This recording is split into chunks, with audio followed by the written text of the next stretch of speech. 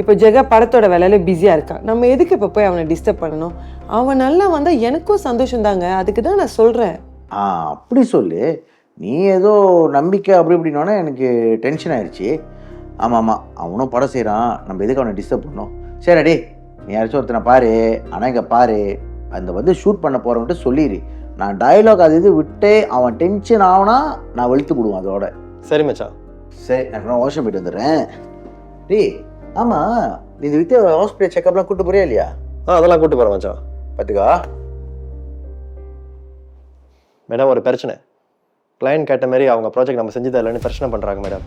இதுக்கு முன்னாடி இந்த மாதிரிலாம் நடந்தது இல்லையே. இந்த சைட்டு என்ன பிரச்சனை? வித்யாவுக்கு ஒரு ரெனோவேஷன் ப்ராஜெக்ட் கொடுத்தோம்ல மேடம், அங்கே தான் பிரச்சனை. கிளையண்ட் வந்து மாஸ்டர் பெட்ரூமில் க்ளோசெட் வச்சு கேட்டாங்க. வித்யா அது பண்ணி கொடுக்கல. ஸோ அப்புறம் நான் போயிட்டு அந்த மாஸ்டர் பெட்ரூமில் க்ளோசெட் வச்ச மாதிரி அட்ஜஸ்ட் பண்ணி கொடுத்தேன். அது ரொம்ப ஸ்பேஸ் எடுத்துருச்சு. கிளையனுக்கு பிடிக்கல, இப்போ பிரச்சனை பண்ணுறாங்க. இந்த வித்யா போயும் பிரச்சனை ஒன்றும் முடியாமல் இருக்கு. சரி, இப்போ என்ன தான் பண்ணுறது? திரும்பி ரீஒர்க் பண்ணணும் மேடம். அந்த ரூமை உடச்சி மறுபடியும் கட்டணும். அதுக்கு எக்ஸ்ட்ராவாக ஒரு 30,000 செலவாகும்.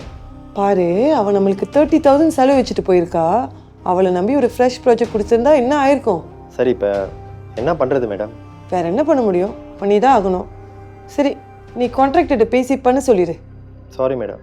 உன் பொண்டாட்டி பண்ண வேலைக்கு நீ எதுக்கு சாரி சொல்கிற? பரவாயில்ல விடு. சரி, நீ போய் வேலையை பாரு.